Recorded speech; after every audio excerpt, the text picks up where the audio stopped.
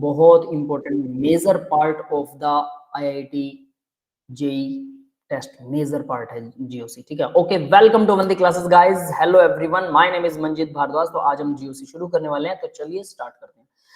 प्यार से करेंगे जीओसी, डिटेल में करेंगे, बहुत बहुत इंपॉर्टेंट है। 12th में फिर से रिवाइज करवाई जाएगी है, तो अगर 11th में इतनी इंपॉर्टेंट है कि 12th में रिवाइज करवानी पड़ती है, तो उसको डिटेल में करना, एक भी गलती नहीं होनी चाहिए किसी से भी, जो भी है अच्छे से कीजिएगा। तो देखिए भाई, इंडक्टिव इफेक्ट की बात करते हैं। सबसे पहले इंडक्टिव इफेक्ट क्या होता है पता है सबको?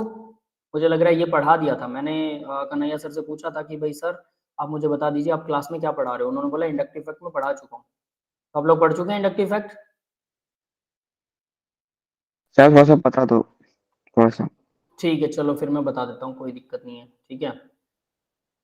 Let's see what is inductive effect. तो देखो भाई, इलेक्ट्रॉन्स जो है ऑर्गेनिक केमिस्ट्री के अंदर, इलेक्ट्रॉन्स लेफ्ट राइट थोड़ा बहुत घूम जाए तो उसी की वजह से दो तीन तरह के इफेक्ट बन जाते हैं, ठीक है। इंडक्टिव इफेक्ट, इलेक्ट्रोमेरिक इफेक्ट जो इलेक्ट्रॉन की वजह से होता है, मेसोमेरिक इफेक्ट, रेजोनेंस इफेक्ट, है ना। और पॉजिटिव चार्ज बनता है जिसको कार्बोकेटाइन कहते हैं, नेगेटिव चार्ज बनता है कार्बन पे जिसे कार्बन आयन कहते हैं। तो इस तरह से बहुत सारे इफेक्ट्स आ जाते हैं, ठीक है। वो इफेक्ट ऑर्गेनिक में स्पेशली बहुत इफेक्ट करते हैं किसी रिएक्शन को चलाने के लिए। कोई रिएक्शन होने वाली है, नहीं होने वाली है, उसको चलाने के लिए इफेक्ट बहुत इफेक्टिव है। तो उनमें से परमानेंट इफेक्ट होता है इंडक्टिव इफेक्ट। आई पॉजिटिव लिख रखा है, आई नेगेटिव भी होता है, ठीक है, ये याद रखना। पॉजिटिव नेगेटिव दोनों होते हैं, मतलब कार्बन पे पॉजिटिव चार्ज आ रहा है, कार्बन पे नेगेटिव चार्ज आ रहा है, उसी के बेस पर हम बताते हैं कि पॉजिटिव इंडक्टिव इफेक्ट है, नेगेटिव इंडक्टिव इफेक्ट है, उसको डिटेल में पढ़ेंगे, ठीक है। तो देखिए जरा, परमानेंट शिफ्ट होता है इलेक्ट्रॉन का, मतलब ये परमानेंट इफेक्ट है। तो इसका मतलब टेम्परेरी भी होता है, यस, कुछ इफेक्ट टेम्परेरी भी हैं, उसको मानो ना मानो कोई फर्क ही नहीं पड़ता टेम्परेरी वाले इफेक्ट को। क्यों? वो टेम्परेरी होते हैं ना, तो वो जब आप रिएक्शन करना सीख जाएंगे वो अपने आप ही आ जाएगा, एक ही इफेक्ट है टेम्परेरी वाला, तो बाकी सारे परमानेंट ही। तो परमानेंट शिफ्ट ऑफ इलेक्ट्रॉन होता है, density from the electron donating group toward the carbon chain की तरफ डेंसिटी चली जाती है, यानी कार्बन पर नेगेटिव चार्ज आता है, इलेक्ट्रॉन डोनेटिंग ग्रुप ऐसा करते हैं, बी पार्ट में लिखा हुआ है। क्लियर सबको? तो कार्बन पे जब नेगेटिव चार्ज आए, कोई ऐसा ग्रुप लगा दो कार्बन की चेन के साथ जो कार्बन को इलेक्ट्रॉन डोनेट कर दे, तो वो पॉजिटिव इंडक्टिव इफेक्ट होगा। क्लियर है बेटा? अब याद रखो सारे इफेक्ट जो होते हैं, अब पॉजिटिव नेगेटिव याद करने का तरीका बताता हूँ। इसमें एक रिवर्स भी है मेथड, जो टेम्परेरी होता है वो रिवर्स काम करता है, बाकी सारे सेम काम करेंगे। कार्बन की चेन पर अगर नेगेटिव आ रहा है, मतलब हम इलेक्ट्रॉन दे रहे हैं, ग्रुप कौन है? ग्रुप हम है, कार्बन की चेन है, कार्बन की चेन जो है हमारे अलावा है कुछ, ठीक है।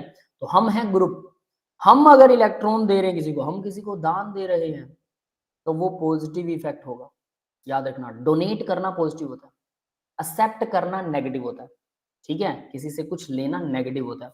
तो यहाँ किसी को डोनेट करना सबको पता है, हर इंसान जानता है किसी को डोनेशन देना बहुत अच्छी बात होती है, पॉजिटिव होता है। तो यहाँ डोनेट करना जो है वो पॉजिटिव इंडक्टिव इफेक्ट होगा, और हम क्योंकि डोनेट कर रहे हैं, किसे डोनेट कर रहे हैं? कार्बन की चेन को, तो वो पॉजिटिव इंडक्टिव इफेक्ट। क्लियर है बेटा? पॉजिटिव इंडक्टिव इफेक्ट क्या होता है? Yes sir. परमानेंट होता है ये। तो देखो मान लो ये कार्बन की चेन है, 3 कार्बन की चेन है भाई, ठीक है, CH3 CH2 CH2, इसके साथ सोडियम जुड़ा हुआ है। तो सोडियम हमें पता है इलेक्ट्रॉन डोनेटिंग नेचर होता है, इलेक्ट्रॉन डोनेट करेगा, तो इस पे आएगा स्लाइटली पॉजिटिव, कार्बन की इस कार्बन पे आएगा स्लाइटली नेगेटिव, इससे नेक्स्ट वाले कार्बन पे भी थोड़ा सा नेगेटिव आएगा, उससे नेक्स्ट पे बहुत ही थोड़ा नेगेटिव आएगा। क्लियर है ये बात सबको? मतलब 3 कार्बन की 3 चेन तक, 3 कार्बन तक ये इफेक्ट इफेक्टिव होता है, तीसरे कार्बन पर बहुत ही कम, स्लाइटली स्लाइटली स्लाइटली नेगेटिव, मतलब बहुत बहुत बहुत कम, ठीक है। और ये बहुत बहुत कम, और ये बहुत कम अकेला, ठीक है।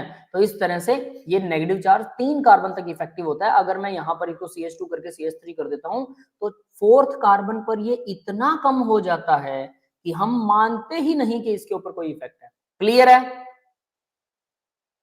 Yes sir. अब देखिए इसका इफेक्ट को मैं विजुअलाइजेशन देता हूं। मान लो यहाँ पर सर्दियां, आजकल सर्दियां आने वाली हैं, थोड़े दिनों में आ जाएंगी, है ना। और दिल्ली में तो धुंध की वजह से, वो धुएं की वजह से सर्दी आ भी चुकी होगी, ठीक है। तो मान लो यहाँ पर हमने आग जलाई हुई है, काफी अच्छी खासी आग है, ठीक है, लकड़ियों वाली आग है, मत समझो कि गैस की है, लकड़ियों वाली हमने आग जला रखी है। तो आग जल रही है भाई लकड़ियों की, इस आग के अंदर, इस आग के जो आसपास बैठे लोग होंगे, बिल्कुल सबसे आगे मान लो कि मैं चेयर डाल देता हूं, और इन चेयर्स के अंदर यहाँ पर पहली चेयर पर एक स्टूडेंट को बैठा देते हैं, यहाँ पर एक स्टूडेंट बैठा है, तो आग पूरी मिल रही है। दूसरी चेयर है, इसके ऊपर भी एक स्टूडेंट बैठा है, इसको आग थोड़ा कम मिल रही है। तीसरी चेयर है, इस पे भी एक स्टूडेंट बैठा है, इसको और कम मिल रही है। फोर्थ चेयर वाले स्टूडेंट को तो ठंड ही लग रही होगी, उस तक तो आग नहीं जाएगी। यस, क्लियर है? Yes sir. Yes sir. बिल्कुल वैसा ही है। तो फोर्थ चेयर तक आग नहीं पहुंचती भाई, 3 कार्बन तक ही आग पहुंचती है, मतलब 3 कार्बन तक ही इलेक्ट्रॉन डोनेटिंग का इफेक्ट होता है, फोर्थ कार्बन पर नहीं होता, only 3 carbon. That is called inductive effect. हम इलेक्ट्रॉन दे रहे हैं, कार्बन की चेन को मिल रहे हैं, कार्बन पे नेगेटिव आएगा, हमारे ऊपर पॉजिटिव आएगा, तो हमारे ऊपर पॉजिटिव है तो positive inductive effect. That's it. Clear है सबको? नेक्स्ट देखिए, अब पॉजिटिव इंडक्टिव इफेक्ट के अंदर फिर से इन्होंने कुछ बता रखा है, electron donating group, EDG. What is that? Electron donating group. Sodium electron donating होता है, जैसे मैंने पीछे बताया था, याद है? सोडियम इलेक्ट्रॉन डोनेटिंग है, तो सोडियम इलेक्ट्रॉन डोनेटिंग है, तो यहां भी इन्होंने उसी के बारे में बता रखा है कि सोडियम इलेक्ट्रॉन डोनेटिंग ग्रुप जो होते हैं वो पॉजिटिव इंडक्टिव इफेक्ट दिखाते हैं, बाकी कोई नहीं दिखाता। ठीक है, अब बात करते हैं next, order of positive inductive effect. तो देखो भाई, जितने भी ग्रुप हैं जो इलेक्ट्रॉन डोनेटिंग इन नेचर होते हैं, उनके अंदर ये उन्होंने ऑर्डर दिखा रखा है कि कौन ज्यादा करेगा, कौन कम करेगा, कितना करेगा, कैसे करेगा। ठीक है, ये वही है।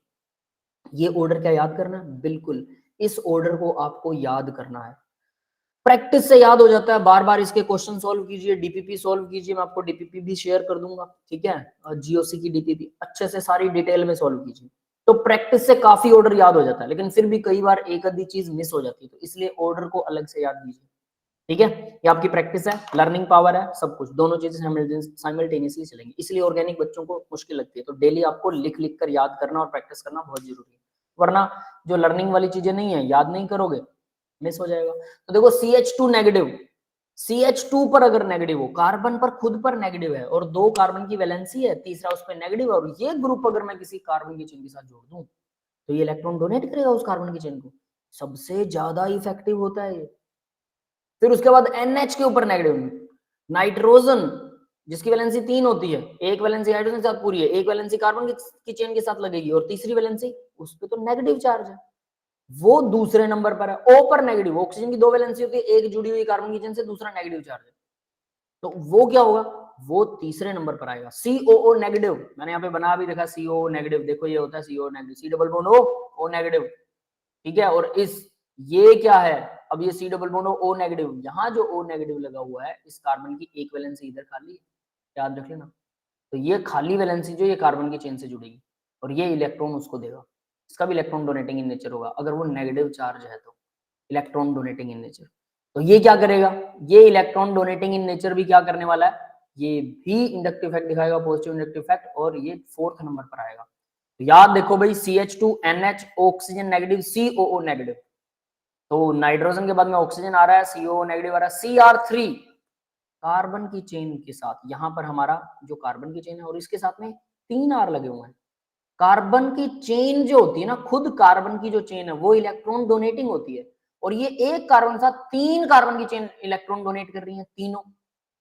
और तीनों किसको करेंगे? यहां जो चेन लगी हुई है इसको करेंगे, हालांकि ये भी कर रही है इनको, लेकिन इन तीनों का इफेक्ट, क्योंकि एक ही कार्बन के साथ जुड़े हैं, इन तीनों का इफेक्ट ज्यादा है, तो कुल मिला के ये तीनों electron donating in nature. Yes, ये वाला पॉइंट समझ में आया? Yes sir. है ना? अभी से अपनी नोटबुक साथ में रखिए, मेरे साथ साथ इसको लिखकर अभी याद करने की कोशिश करो। देखो, घर पर बैठकर मेहनत कम हो जाएगी अगर मेरे साथ ही याद करने की कोशिश करेंगे। अभी अभी थोड़ा सा स्ट्रेस बढ़ेगा, एक नोटबुक रखनी पड़ेगी, एक पेन रखना पड़ेगा, लेकिन इस सीक्वेंस को अभी याद रखने की कोशिश करो। लास्ट टाइम जब प्रीवियस ईयर में पढ़ा रहा था, तो एक लड़की थी, गुड़िया थी एक, और नाम मुझे याद नहीं है, उसको ना तुरंत मैंने ये बात बोली कि ऑर्गेनिक में बेटा तुरंत याद कर लो, तो वो तुरंत उसी टाइम याद कर लेती थी, और फिर मुझे सुना भी देती थी कि सर मुझे याद हो गया, और मुझे सुना दिया करती थी। फिर उसको देखते देखते दूसरी क्लास के बच्चे भी ऐसा करने लग गए, है ना, और सबको वो ऑर्डर्स याद रहने लग गए, समझ गए? तो ऐसा आप लोग भी कर सकते हैं, कोई एक स्टूडेंट इसको फटाफट अभी याद रखता है देख के ही, और दूसरे स्टूडेंट भी उससे मोटिवेट होकर सब याद करने की कोशिश करो, आसान हो जाएगा काम। एक बार याद कर लेंगे ना, फिर उसके बाद दूसरी बार उसको रिवाइज करना आसान होता है, तीसरी बार और भी आसान हो जाता है। नेक्स्ट देखिए, CHR2 नेगेटिव, कार्बन है, इसके साथ एक H लगा हुआ है और 2 R लगे हुए हैं, दोनों R क्या होते हैं? Electron donating. वहां पहले 3 R थे, 3 R की जगह एक H लगा दिया, तो ये कार्बन की चेन को इलेक्ट्रॉन डोनेट करेंगे। नेक्स्ट क्या है? CH2R, एक कार्बन की चेन लगी हुई है, 2 हाइड्रोजन है। फिर CD3 3 हाइड्रोजन लगे हुए हैं भाई, यहां मान लो कार्बन की एक चेन है, इसके साथ मैंने CH3 लगा दिया, तो हम कहेंगे ये भी कार्बन की चेन का पार्ट है, बिल्कुल, बट ये एंड में आता है, टर्मिनल आता है, तो हम इसे बोलेंगे इलेक्ट्रॉन डोनेटिंग होता है। ये हमें पता है, कार्बन की चेन इलेक्ट्रॉन डोनेटिंग होती है। मैं इसको हाइपर कंजुगेशन में आपको समझाऊंगा, डिटेल में इसका मैकेनिज्म भी करेंगे हम, लेकिन वो हाइपर कंजुगेशन होगा कि इलेक्ट्रॉन डोनेट करती कैसे है। बट अभी के लिए याद रखो कि इलेक्ट्रॉन डोनेटिंग होती है कार्बन की चेन, ठीक है। तो यहाँ एक कार्बन की चेन जो खुद कार्बन की चेन का पार्ट है, बट वो टर्मिनल है, एंड पर लगा हुआ है, तो इलेक्ट्रॉन डोनेटिंग इन नेचर होता है। बट अगर मैं इस CH3 की जगह पर CD3 लगा दूं, डी क्या होता है? ड्यूटेरियम। Yes Yes, sir. एक Yes, प्रोटॉन होता है, एक इलेक्ट्रॉन होता है, बिल्कुल सेम टू सेम है, बट साथ में एक न्यूट्रॉन भी होता है। हैवी हाइड्रोजन हो गया, हाइड्रोजन का मास डबल हो गया, क्योंकि हाइड्रोजन के पास तो एक प्रोटॉन और एक इलेक्ट्रॉन है ओनली। ड्यूटेरियम के पास में क्या होता है? दो, एक प्रोटॉन और एक न्यूट्रॉन, डबल हो गया मास, इलेक्ट्रॉन एक ही होता है। तो अगर ड्यूटेरियम लगा देता हूं, तो ड्यूटेरियम जो है उसकी इलेक्ट्रॉन डोनेटिंग टेंडेंसी बढ़ जाती है, वो ज्यादा है एज कंपेयर टू हाइड्रोजन के।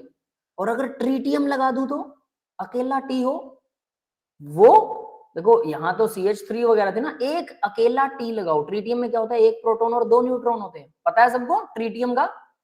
yes, sir. तो Yes, ट्रीटियम sir. अकेला, अगर मान लो CH2 के साथ एक टी लगा हुआ है, तो इसकी टेंडेंसी बढ़ जाएगी अगर वो CH3 हो उसके मुकाबले, ठीक है। यानी कि एक H की बजाय T लगाओ तो, और अगर D लगाओ तो और मतलब उससे कम हो जाएगी, H लगाओ तो सबसे कम, यानी सबसे कम H की इलेक्ट्रॉन डोनेटिंग टेंडेंसी होती है, H के बाद D, फिर T, HDT, उसके अलावा CH3 CD3, ठीक है। CT3 नहीं लगाते हम, क्योंकि इतने ज्यादा ट्रीटियम लगाना पॉसिबल नहीं है, ये रेडियो एक्टिव इन नेचर होता है, ठीक है। बस ये दे रखा है, ऐसा कोई मिलेगा नहीं एग्जांपल आपको। फिर CH2R, CH2 और CHR2, CR3, फिर COO नेगेटिव। तो ये वाले ना बड़े आसान है, ये वाले सारे ग्रुप बड़े आसान लगेंगे आपको, याद भी हो जाएगा ऑर्डर, और ये ऑर्डर भी याद हो जाएगा। प्रॉब्लम कहाँ आती है? सिर्फ इसमें, इन चारों में। अगर ये चारों शुरू वाले याद है तो पीछे वाले लर्न हो जाएंगे। तो पहले CH2 नेगेटिव, फिर NH नेगेटिव, फिर O नेगेटिव, फिर COO नेगेटिव, बस ये चार याद करने, पीछे वाले हमेशा याद रहेंगे। याद हुए किसी को? Anyone else who have learn this? बोलिए। Sorry sir. किसी को याद हुआ ये सीक्वेंस?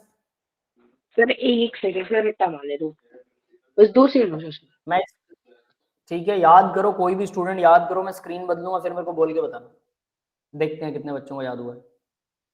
कोई हैंड रेज कर दो, कोई भी।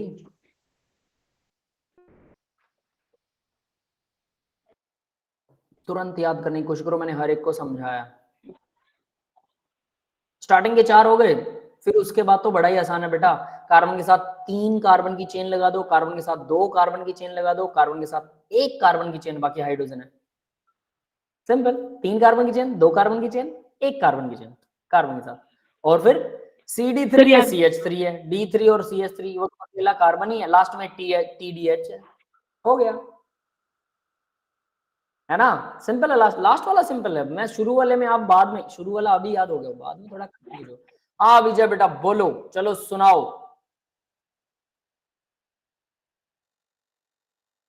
सुनाओ भाई क्या था ऑर्डर?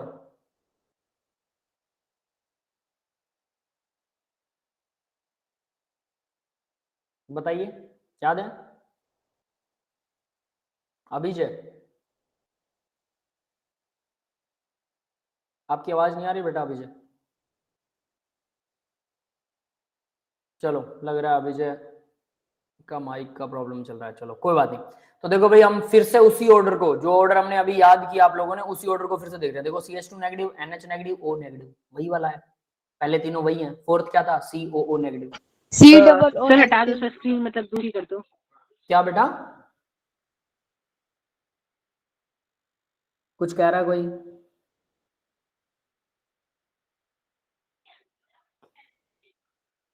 स्क्रीन चलिए तो शुरू करते हैं। अब इनका इन्होंने रीजन दे रखा है, इलेक्ट्रोनेगेटिविटी ऑफ एटम इंक्रीज होती है, tendency to hold electron itself increases. हां सर याद है, ठीक है, चलाते तो भाई होल्ड इलेक्ट्रॉन, तो देखो भाई यहाँ कार्बन है, इसकी इलेक्ट्रॉन की टेंडेंसी होल्ड करने की कम है, नाइट्रोजन की इलेक्ट्रोनेगेटिविटी बढ़ गई, ये होल्ड ज्यादा कर सकता है, इसलिए ये दोनों, ये ज्यादा इलेक्ट्रॉन डोनेट करेगा, ये कम करेगा क्योंकि अपने पास रख सकता है, और ऑक्सीजन और भी कम करेगा क्योंकि सर मेरी आवाज आ रही है?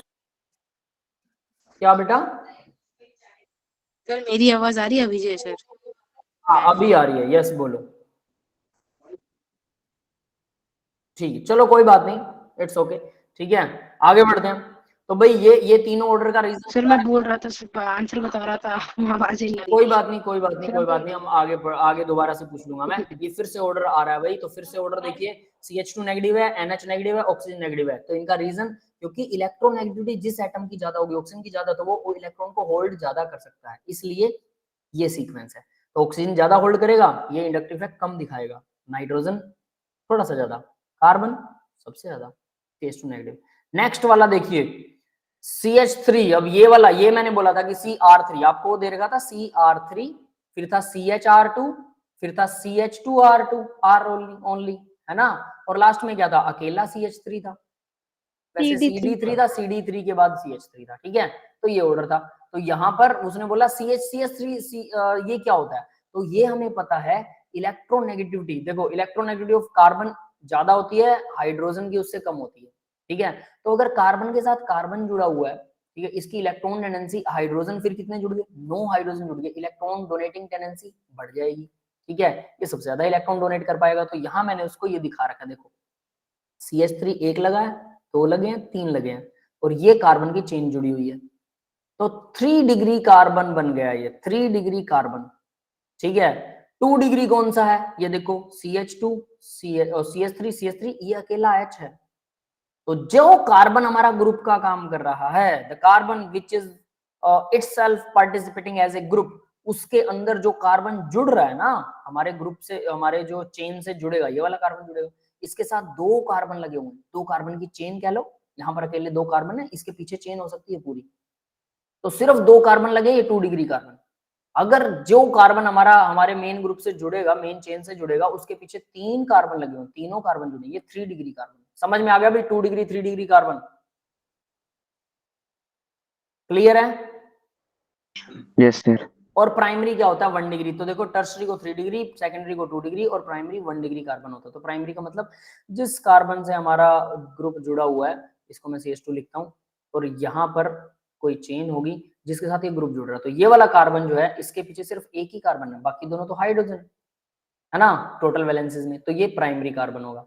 इस तरह से 1 डिग्री 2 डिग्री 3 होता है। तो 3 डिग्री में CH3 इलेक्ट्रॉन डोनेटिंग इन नेचर होता है, ये इलेक्ट्रॉन डोनेट करेगा, ये भी करेगा, ये भी करेगा। तो यहाँ पर 3 इलेक्ट्रॉन डोनेट हो रहे हैं, 3 मतलब जैसे ग्रुप लग रहे हैं जो इलेक्ट्रॉन डोनेट कर रहे हैं इस कार्बन की चेन को। और 2 डिग्री में क्या होता है, सिर्फ 2 ही ग्रुप हैं जो इलेक्ट्रॉन डोनेट कर रहे हैं, हाइड्रोजन की डोनेटिंग टेंडेंसी कम होती है, तो इस वजह से ये कम डोनेट कर पाएगा, तो इंडक्टिव इफेक्ट कम हो गया। और अब 1 डिग्री वाला उससे भी कम करेगा, इसलिए ये ऑर्डर है। ये ऑर्डर समझ में आया सबको? Yes sir. क्लियर है, ठीक है। तो ये इस वजह से ऐसा होता है, तो आपको ऑर्डर याद करना है, याद रखिएगा, फिर इसके ऊपर क्वेश्चन करेंगे, उसके बाद आपको क्लियर होगा। तो यहाँ देखो मैंने वही चीज दोबारा से एक्सप्लेन कर रखी है, ये 3 डिग्री कार्बन, ये 2 डिग्री कार्बन, और ये 1 डिग्री कार्बन, और इस ये देखो अकेला CH3 लगा है इस कार्बन के साथ, जिसके साथ चेन जुड़ेगी। और ये 1 डिग्री नहीं है, ये हम सीधा इसको बोलते हैं कि ये CH3 ग्रुप है, नथिंग, क्योंकि इसके तीनों तरफ हाइड्रोजन लगे हैं। क्या 0 डिग्री बोल दे, 0 डिग्री कार्बन तो होता ही नहीं है, तो इसलिए इसको सीधा CH3 ग्रुप बोलते हैं। 1 डिग्री ये है, 2 डिग्री ये है, 3 डिग्री ये है, क्लियर है। तो ये भी अंडरस्टूड करवा रखा है। आगे देखो भाई आइसोटोपिक इफेक्ट, ये हमने अभी किया था, ट्रिटियम सबसे ज्यादा दिखाएगा, ड्यूटेरियम कम दिखाएगा, हाइड्रोजन सबसे कम दिखाएगा। तो आइसोटोप में जो हैवी होते हैं, हैवी वाले इलेक्ट्रॉन डोनेशन की टेंडेंसी ज्यादा रखते हैं, तो ट्रिटियम सबसे हैवी होता है, इसलिए इलेक्ट्रॉन डोनेटिंग टेंडेंसी सबसे ज्यादा है। क्लियर है बेटा, समझ में आ गया? Yes sir. ये पूरे ऑर्डर को हम एक्सप्लेन कर रहे हैं, जो मैंने बोला था कि उसी टाइम मैंने एक्सप्लेन किया, फिर से 1 बाय 1 एक्सप्लेन कर रहे हैं। तो अब तो याद हो ही जाएगा ना, अगर आप सच में नोटबुक अपने पास रखे हुए और इनमें कुछ भी नहीं है, तो सीधा आपको ये याद हो जाएगा। जस्ट देखना ही है, पूरी स्लाइड में सिर्फ एक चीज देखनी है। तो यहाँ पर C के साथ T लगा है, ज्यादा इफेक्टिव है, CD कम है, CS सबसे कम है, ये वही चीज फिर से दिखा दी है ना, क्लियर है। अब एक और चीज, मास ज्यादा होता है तो वाइब्रेशनल फ्रीक्वेंसी जो होती है लेस हो जाती है, यानी यहाँ पर C और T लगा दिया, तो देखो इस T का मास बहुत ज्यादा है, भारी है ये, तो ये जो इलेक्ट्रॉन्स हैं, ये जो वाइब्रेट करते रहते हैं, सारे मॉलिक्यूल वाइब्रेट करते हैं, सारे इलेक्ट्रॉन भी रोटेट करते रहते हैं, तो ये जो वाइब्रेशंस हैं इस मॉलिक्यूल में, ये कम हो जाएंगे, क्यों, भारी है। समझ में आ गया, greater mass, vibration of CD tendency less than CH, CD की CH से कम हो जाएगी, CT की सबसे ज्यादा होगी, सबसे कम होगी, है ना, जिसकी वजह से electron density become higher due to the shorter bond length, तो बॉन्ड लेंथ शॉर्टर हो जाएगी। मोटा आदमी, सिंपल आप ये कह सकते हैं, भारी आदमी जो है, जो इसके साथ बैठता है तो इनकी वाइब्रेशन हो जाती है कम। भारी आदमी को हिलाना आसान बात थोड़ा है यार, है ना। अब वो हिल नहीं रहा तो वो ज्यादा क्लोज हो जाएगा, यानी कार्बन के सीटी ज्यादा पास आ जाएगा, टी ट्रिटियम ज्यादा पास आ गया तो बॉन्ड लेंथ कम हो गई। यस, क्लियर है सबको? Yes, sir. तो Yes, sir. इस तरह से ये सिस्टम वर्क करता है कि बॉन्ड लेंथ कम हो जाती है। तो ये भी एक याद रखने वाला मैटर है कि कई बार वो बॉन्ड लेंथ पूछ लेता है कि इन तीनों में से बॉन्ड लेंथ बताइए किसकी। जनरल क्वेरी वाला क्वेश्चन है, इंडक्टिव इफेक्ट से कोई लेना देना नहीं है। अब नेगेटिव इंडक्टिव इफेक्ट आता भी, पॉजिटिव वाला कंप्लीट हो गया, नेगेटिव देखिए। नेगेटिव का भी एक ऑर्डर होगा, लेकिन ऑर्डर से पहले इलेक्ट्रॉन विड्रॉइंग ग्रुप, जो ग्रुप इलेक्ट्रॉन खींच रहा है, ये भी परमानेंट ही होता है। नेगेटिव परमानेंट है तो पॉजिटिव भी परमानेंट है, तो टाइप ऑफ इंडक्टिव इफेक्ट है। तो जो ग्रुप इलेक्ट्रॉन खींच रहा है, जैसे फ्लोरीन है, फ्लोरीन क्या कर रहा है, इलेक्ट्रॉन खींचता है अपनी तरफ, ठीक है, पता है ना सबको, मोस्ट इलेक्ट्रोनेगेटिव एलिमेंट है तो इलेक्ट्रॉन अपनी तरफ अट्रैक्ट करेगा। यस, क्लियर है ये चीज Yes, सबको? sir. Sir. Yes, sir. है ना, ठीक है। तो अब देखो, क्योंकि फ्लोरीन मोस्ट इलेक्ट्रोनेगेटिव है तो इलेक्ट्रॉन अपनी तरफ खींचेगा, तो कार्बन पे क्या आएगा, पॉजिटिव। लेकिन हमारा ग्रुप पर क्या हो रहा है, यानी हमारे ऊपर क्या आ रहा है, नेगेटिव। हमारे ऊपर अगर नेगेटिव है, हमारे ग्रुप पर नेगेटिव है, तो हमारे ऊपर नेगेटिव है, कार्बन पर पॉजिटिव है, तो ये नेगेटिव इंडक्टिव इफेक्ट गिना जाएगा। भले ही कार्बन पर पॉजिटिव है लेकिन हम पर नेगेटिव है, तो नेगेटिव इंडक्टिव इफेक्ट। जिस ग्रुप पर जो चार्ज आता है, जो लगा हुआ ग्रुप है, उस पर जो चार्ज होता है, उसके हिसाब से हम इंडक्टिव इफेक्ट को डिफाइन करते हैं कि पॉजिटिव है नेगेटिव है। क्लियर है? ये भी 3 कार्बन तक है, सेम टू सेम है। अब इसमें ग्रुप कौन कौन से हैं, तो देखो भाई, फॉर एग्जांपल साइनाइड और कार्बोक्सिलिक एसिड, ये दोनों हमने पीछे एक ग्रुप ऐसा ही किया था, याद है, सी डबल बॉन्ड ओ, हाँ, और सर। ओ पर अगर नेगेटिव है, ये क्या हो गया, ओ पर नेगेटिव है तो ये इलेक्ट्रॉन डोनेटिंग हो गया। लेकिन अगर Yes, O के sir. साथ H लगा हुआ है, कार्बोक्सिलिक एसिड प्योर, तो ये वाला नेगेटिव हो गया, वो पॉजिटिव इंडक्टिव इफेक्ट था, है ना, और ये नेगेटिव इंडक्टिव इफेक्ट हो गया। क्लियर है ये बात? Yes, sir.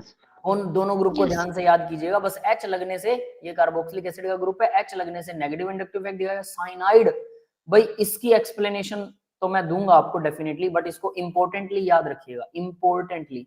तो C डबल बॉन्ड O और OR, कार्बोक्सिलिक एसिड वगैरह भी, ये पॉजिटिव इंडक्टिव इफेक्ट होते हैं, ठीक है, ध्यान रखिएगा। क्लियर है?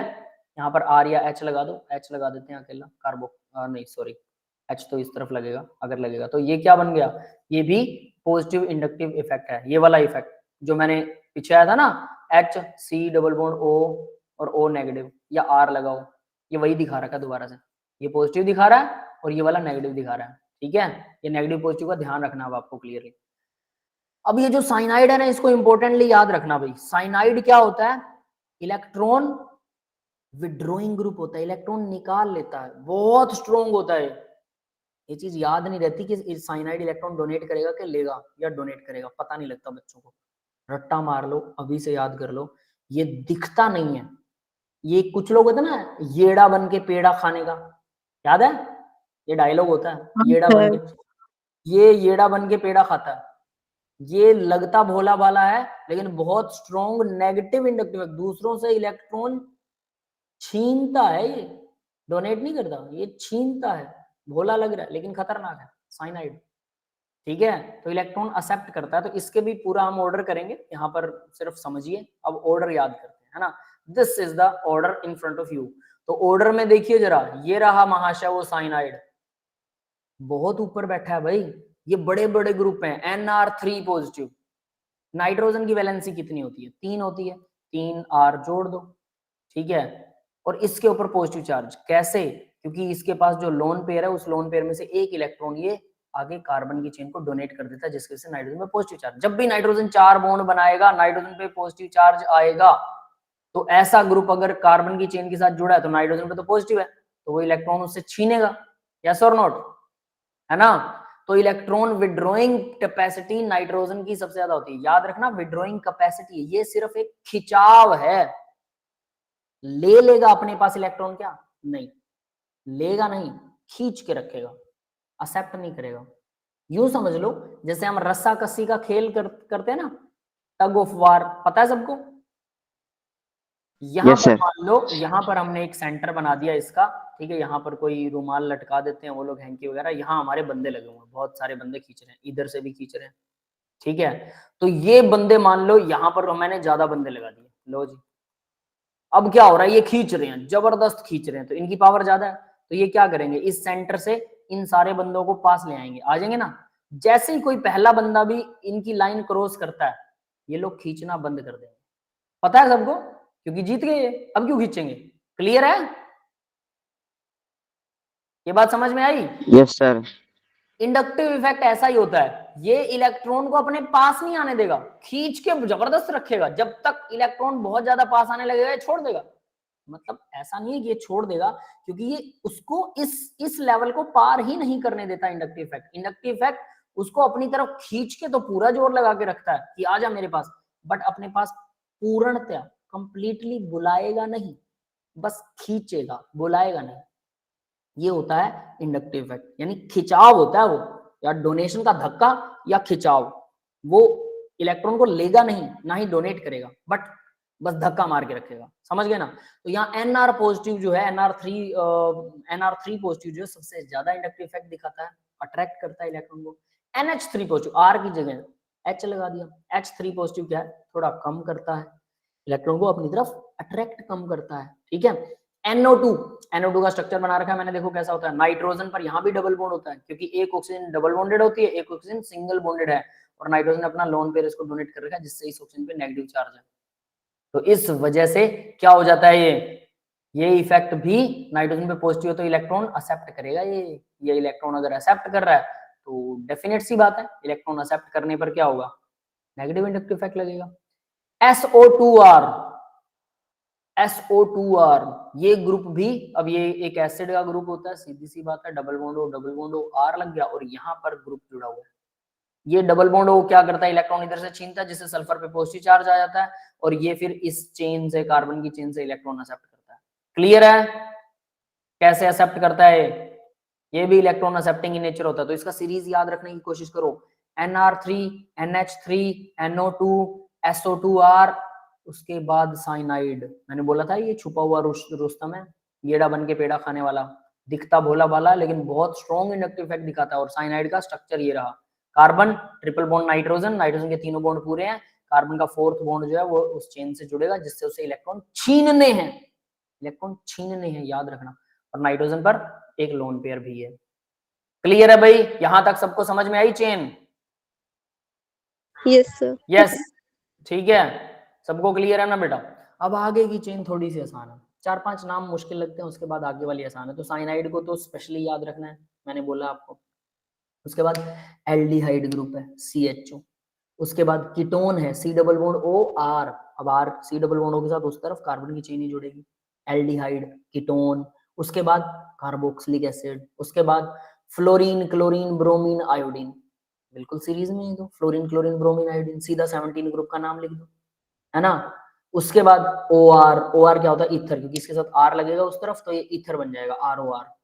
फिर OH एल्कोहलिक ग्रुप होता है, फिर कार्बन कार्बन ट्रिपल बॉन्ड, उसके साथ R लगा है, इसके बाद NH2 है, फिर PH है, फिर carbon carbon double bond Cr2 है, ये इस तरह से। और pH क्या होता है मैंने नीचे दिखा रखा है, देख लो pH क्या है, और ये वाला ग्रुप भी दिखा रखा है SO2R, और pH भी दिखा रखा है, बेंजीन रिंग, उसका एक हाइड्रोजन उड़ा दीजिए, बस बन गया pH। यस बेटा, क्लियर है सबको, यहाँ पर एक हाइड्रोजन मैंने उड़ा दिया इसका, ये pH बन गया, इसको pH ग्रुप बोलते हैं। और फिर carbon carbon double bond Cr2, तो डबल बॉन्ड का इलेक्ट्रॉन एक्सेप्ट करने की टेंडेंसी कम होती है, सबसे कम, ट्रिपल बॉन्ड की ज्यादा होती है, उन दोनों के बीच में फिनाइल और नाइट्रोज NH2 आते हैं। उससे पहले तो ये सीरीज सी बनी हुई है, aldehyde ketone carboxylic acid fluorine chlorine bromine iodine, और OR ईथर होता है, OH अल्कोहल होता है। यस, याद हो जाएगा, रट लेंगे सर। याद करना पड़ेगा। देखो ये डाटा एक्सपेरिमेंटल है, इसकी रीजनिंग थोड़ी बहुत दी जा सकती है, लेकिन ओवरऑल याद ही करना पड़ेगा। जैसे मैंने साइनाइड बोला ना, ये दिखता नहीं है, इसका कोई रीजनिंग भी बहुत ज्यादा सॉलिड रीजनिंग नहीं है कि ये क्यों इंडक्टिव इफेक्ट दिखाता है नेगेटिव वाला, इलेक्ट्रॉन ले क्यों रहा है, डोनेट क्यों नहीं कर सकता, इसका सॉलिड रीजन मिलेगा ही नहीं आपको, कहीं नहीं मिलने वाला, ठीक है। लेकिन ये भाई एक्सपेरिमेंटली करता है, तो एक्सपेरिमेंटली करता है तो याद रखना पड़ेगा, बात खत्म, ठीक है। साइंस में आप अभी 11th में लास्ट एंड में आ चुके हैं, बहुत सारी चीजें आपने सीखी होंगी, बहुत सारी चीजें बेटा याद रखनी पड़ती हैं, उनका रीजन बुक्स में भी नहीं मिलता, कहीं नहीं मिलता, इवन हमने बहुत मत्था मार लिया, लास्ट में पता है क्या रिजल्ट निकलता है भाई, क्योंकि बच्चे कई बार क्वेश्चन ऐसा पूछते हैं, हम फिर मत्था मारते हैं, ढूंढते हैं, इंटरनेट पे भी ढूंढते हैं, बुक्स में भी ढूंढते हैं, और फिर भी हमें आंसर्स नहीं मिलते। एक्सपीरियंस से मैंने ये सीखा कि जो चीजें याद करने की वो याद कर लो चुपचाप, ज्यादा बेटर रहोगे। फालतू में इधर उधर मत्था मारोगे, टीचर से पूछ सकते हो, टीचर कह रहा है कि बेटा नहीं है इसका आंसर, याद कर लो, सबसे अच्छा आंसर है, सबसे अच्छी बात है। वरना अगर आप उसको रीजन जानने की कोशिश करोगे, सारी उम्र जान नहीं पाओगे। मैं भी बहुत सारी चीजों के रीजन नहीं जान पाया हूँ आज भी, और सिर्फ ये मेरी प्रॉब्लम नहीं, it's not only my problem कि आप मुझे समझोगे ये तो नालायक टीचर है यार, कुछ टीचरों को आता होगा, है ना, ऐसा नहीं है। हमने अच्छे से अच्छे टीचर्स, 25-25 साल के एक्सपीरियंस टीचर्स के साथ में डिस्कशन करके देखा। लोग कहते हैं भाई याद कर लो ठीक रहेगा, हमें लगता था कि इन्हें ज्यादा आता होगा, बट रीजनिंग में हम लोग उनसे कहीं बेटर थे। कई चीजों में रीजनिंग में मैंने ये पाया कि मैंने कहा यार मुझे ये चीज समझ आ गई, ये टीचर तो सीधा याद करने को बोल रहा है, क्योंकि उसने एक्सपीरियंस से याद कर लिया उसे, वो समझ वमझ शायद भूल गए वो लोग, बट एक्सपीरियंस उनका ज्यादा हो गया, और वो कहते हैं कि यही काम आता है, लर्निंग ही काम आती है। समझ गए होगा ना? तो और इस टेबल का तो वो बहुत ज्यादा सिर पैर है ही नहीं, आपको याद ही करनी पड़ेगी। क्लियर है? Yes, sir. आगे देखिए, इसे लिख लिख के देखिए, याद कीजिए, और इसमें कुछ नहीं है। इफ द फर्स्ट एटम, अब यहाँ देखो NO2, इसने सबसे पहले आइसोसाइनेट के लिए बोला है inductive effect, the first atom more positive formal charge then it will be more inductive effect. NC NO2, दोनों में कौन सा ज्यादा है? अब देखो क्या यहाँ इसने NC का एग्जाम्पल दिया था, अब यहाँ एक प्रॉब्लम है, क्या NC का एग्जाम्पल आया यहाँ पर? CN है, No, sir. NC का एग्जाम्पल नहीं है। NC और NO2 को कंपेयर कर रहा है वो। NC मतलब NO2 से भी पहले NC आएगा, यहाँ पर NC आएगा और फिर NO2 आएगा, तो एक ये इसने मिस कर दिया। तो जब आप क्वेश्चन सॉल्व करते हो ना, कई बार बच्चे बोलते हैं सर वो तो था ही नहीं थ्योरी में। भाई उसके कारण कुछ ऐसे होते हैं कि अगर ये सारा आपको मैं टेबल दूं जिसमें सारे ग्रुप लिखे हो, आपके लिए वो बहुत ज्यादा से भी ज्यादा हेक्टिक हो जाएगा, बहुत बड़ा हो जाएगा वो। तो हम उसको ओवरऑल ऊपर ऊपर से मोटा मोटा याद करते हैं, तो कुछ चीजें क्वेश्चन में जब आती है वहां से याद कर लेते हैं। इसलिए क्वेश्चन कंप्लीमेंट्री होते हैं आपकी थ्योरी के। जब आप क्वेश्चन लगाते हैं वो कंप्लीमेंट्री की थ्योरी है, थ्योरी और क्वेश्चन को मिलाकर कंप्लीट बनेगा। बच्चे दिमाग में घुसा लेते हैं सर ने जो थ्योरी बताई उसके बाहर कुछ मिलेगा नहीं, उसके बाहर भी चीजें मिलेंगी 10%, 90% नहीं मिलेगा उसके बाहर, लेकिन 10% मिलेगा, क्योंकि क्वेश्चन कहीं से भी डाला जा सकता है। केमिस्ट्री को पूरा नहीं किया जा सकता बेटा, मुझे भी नहीं आती पूरी, किसी को भी नहीं आती पूरी। अगर कोई ये कह रहा है कि मुझे ये वाली साइंस सारी आती है, तो वो झूठ बोल रहा है, या वो खुद को बेवकूफ बना रहा है या आपको बना रहा है।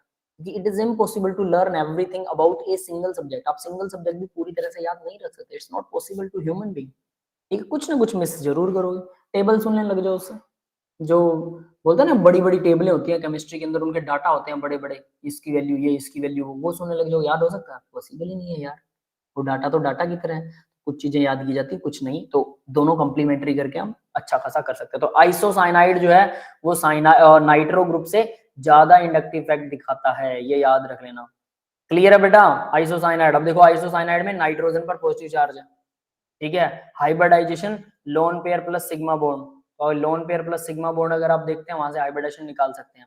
और इस तरफ देखिए sp हाइब्रिडाइजेशन है, as it is sp hybridization. NO2 जो है वो sp हाइब्रिडाइजेशन है इसकी, और इसके अंदर इसमें सिर्फ 2 ही बॉन्ड है और लोन पेयर है नहीं नाइट्रोजन के ऊपर, ठीक है। पाई बॉन्ड हाइब्रिडेशन में पार्टिसिपेट नहीं करता। Loan pair plus sigma bond, तो क्या लोन पेयर है इस नाइट्रोजन पे? नहीं है। सिग्मा बॉन्ड कितने हैं? एक ये वाला, एक ये वाला है, दूसरा तो पाई बॉन्ड है, डबल बॉन्ड में एक पाई होता है। यस, याद है सबको? Yes, sir. इसलिए ये sp हाइब्रिडेशन, s से शुरू करेंगे, 2 ही ऑर्बिटल है, sp, बात खत्म। और ये वाला कौन सी हाइब्रिडाइजेशन है भाई?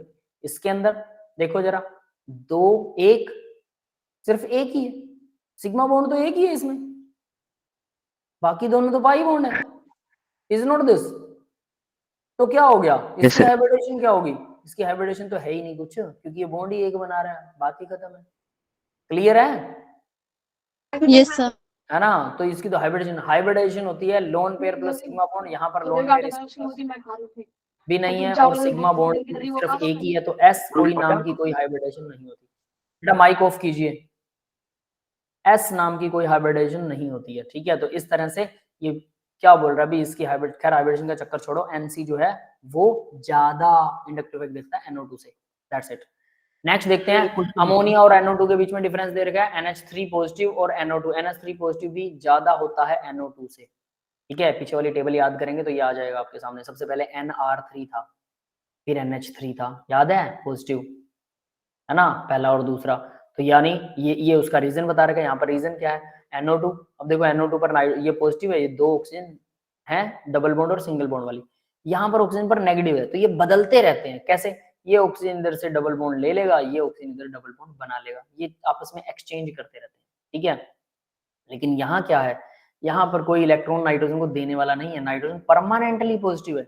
यहाँ नाइट्रोजन को कभी कभी ये जब इलेक्ट्रॉन इधर दे रहा होता है और ये यहाँ से इलेक्ट्रॉन छीन रहा होता है, तो नाइट्रोजन के पास कुछ इलेक्ट्रॉन डेंसिटी आ जाती है, इसको थोड़ा रिलैक्स मिलता है। यहाँ कोई रिलैक्स करने वाला नहीं है, तो क्या होगा, ये दूसरों से ही छीनेगा, इसको खुद को कोई मिल रही ना, इसे थोड़ा बहुत मिलता है, ये भी छीनेगा, बट इतना स्ट्रॉन्ग नहीं जितना ये। क्लियर है बेटा ये? यस। एक बार स्लाइड पीछे करना सर। पीछे वाली स्लाइड दिखाऊं? Yes sir. ठीक है, पीछे वाली स्लाइड में तो ये था बेटा NC और सर जो NO2। नाइट्रोजन है उसका सर एक बॉन्ड तो खाली सर sp को लिखा है, sp2 होना चाहिए ना, वो क्या? सिग्मा बना सकता है एक और नाइट्रोजन से। सॉरी दोबारा बताओ क्या कह रहे हो? सर जो नाइट्रोजन है सर उसका अभी एक बॉन्ड खाली है, तो अगर वो कार्बन चेन से जुड़ेगा तो हाँ वो तब एक SP हो बॉन्ड जाएगा। बनाएगा, यस यस, sp2 राइट होगा। राइट राइट, वो तब SP हो जाएगा, ठीक है, तब SP होगा जब ये वाला नाइट्रोजन, ये सिंगल बॉन्ड और एक सिंगल ये, क्योंकि ये बाकी के दोनों बॉन्ड पाई बॉन्ड है, तो 2 सिग्मा बॉन्ड हो गए, तो ये SP हो जाएगा जब ये इस कार्बन से जुड़ेगा, ठीक है। और यहाँ पर NO2 क्या है, जब ये इस चेन से, कार्बन की चेन से जुड़ेगा, तो NO2 क्या हो जाएगा, वो sp2 हो जाएगा, ठीक है। क्लियर है, समझ में आ गया? Yes yes sir. ठीक है, अब आगे बढ़ते हैं। तो भाई हालांकि हाइब्रिडाइजेशन की जगह मेरा फोकस वो है, हाइब्रिडाइजेशन तो जैसा चलेगी वो तो बाद की बात है, बट मेरा फोकस है कि आपको ये टेबल याद होनी चाहिए, सीधी बात, ठीक है। अब NO2 और NH3 में NO2 की जगह NH3 ज्यादा होता है effective. Next fluorine, chlorine, bromine, iodine, ये तो इलेक्ट्रोनेगेटिव पावर है भाई, फ्लोरीन की सबसे ज्यादा, आयोडीन की सबसे कम है, तो सीधी सी बात है, ये ऑर्डर तो सीधा आएगा, इसमें तो किसी को कोई डाउट नहीं होना चाहिए। यस, पूरे ऑर्डर को टुकड़ों में तोड़ तोड़ के भी बता रखा है, शुरू में सारा याद कीजिए, फिर टुकड़ों में तोड़ तोड़ के वो भी याद कीजिए, कुछ कुछ चीजें जब आप क्वेश्चन आंसर करेंगे तब भी याद हो जाएंगी। नेक्स्ट देखते हैं बेटा, एस करेक्टर इंक्रीज होता है, इलेक्ट्रोनेगेटिविटी आल्सो इंक्रीज होती है, तो इंडक्टिव इफेक्ट इंक्रीज होता है, नेगेटिव वाला इंडक्टिव इफेक्ट। यहाँ है हाइब्रिडेशन का असली मैटर। देखो अगर sp हाइब्रिडेशन होती है 50% एस करेक्टर होता है, कैसे निकालते हैं पता है? Yes sir. देखो सीधा बताता हूँ, CH4 सारे सिग्मा बॉन्ड है, sigma bond plus lone pair होती है हाइब्रिडाइजेशन, किसी ने नहीं कर रखी तो अभी हो जाएगी, बहुत आसान है, sigma bond plus lone pair is equal to hybridization. तो अगर 4 सिग्मा बॉन्ड है, सिंगल बॉन्ड सारे सिग्मा होते हैं, डबल बॉन्ड में एक सिग्मा एक पाई, ट्रिपल बॉन्ड में सिग्मा एक ही मिलेगा, पाई 2 हो जाएंगे। पाई 2 हो बॉन्ड, जाएगा। हाँ जी बेटा, पाई बॉन्ड हाइब्रिडेशन में पार्टिसिपेट नहीं करता। तो यहाँ 4 सिग्मा बॉन्ड है CH4 में, तो क्या होगा, चारों के चारों sigma bond plus lone pair, तो लोन पेयर तो है नहीं इसमें, 0 है लोन पेयर, तो क्या आ गया, 4 आ गया। 4 मतलब S से शुरू कीजिए, S का 1 और P के 3 ऑर्बिटल होते हैं, 3 हो सकते हैं मैक्सिमम P में, 4 नहीं हो सकते, 3 तो हो ही सकते हैं, तो sp3 will be the hybridization. sp3 hybridization का मतलब चारों ऑर्बिटल्स को, इसको निकालने का तरीका देखो, 4 ऑर्बिटल है, 100 को 4 से डिवाइड कर दो, 100% करेक्टर होता है, उसको 4 से कर दिया डिवाइड, करेक्टर आ गया 25% ईच, हर किसी का 25% करेक्टर है। अब हर किसी का 25% करेक्टर है, तो इसका मतलब S का 25 है, P का 25, 25, 25, P का टोटल कितना हो गया, 25, 25, 25, 75%। यस, क्लियर है, ये सबको समझ में आ गया हाइब्रिडेशन में S करेक्टर कैसे निकाला? ठीक है, अब नेक्स्ट देखिए जरा, next carbon carbon double bond, ठीक है। अब इसको देख लेते हैं, अगर कार्बन कार्बन डबल बॉन्ड है, इस कार्बन को उठा रहा हूं मैं, किसी एक को उठा लो, सिग्मा बॉन्ड कितने हैं, 1 2 और ये 3, ये तो पाई बॉन्ड है, ये पार्टिसिपेट नहीं करेगा, है ना, तो 3 सिग्मा बॉन्ड है, तो 3 सिग्मा बॉन्ड, किसी इसको उठाओगे इसके भी 3 ही बनेंगे, किसी को उठा लो, प्लस 0, 0 मतलब लोन पेयर नहीं है ना, तो क्या हो गया, टोटल 3 बॉन्ड, 3 सिग्मा बॉन्ड है, sp2, टोटल 3 ऑर्बिटल बन गए, sp2। क्लियर है सबको? sp2।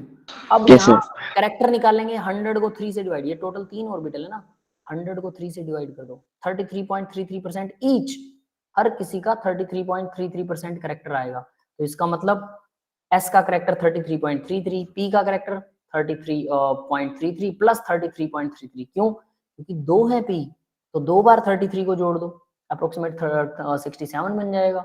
और इस तरह से दोनों का कैरेक्टर आ गया। S 33 है, मतलब हाइब्रिडाइजेशन कम हुई, यहाँ था 25% S का कैरेक्टर, P का 75, यहाँ हाइब्रिडाइजेशन कम होगी, S का कैरेक्टर बढ़ गया।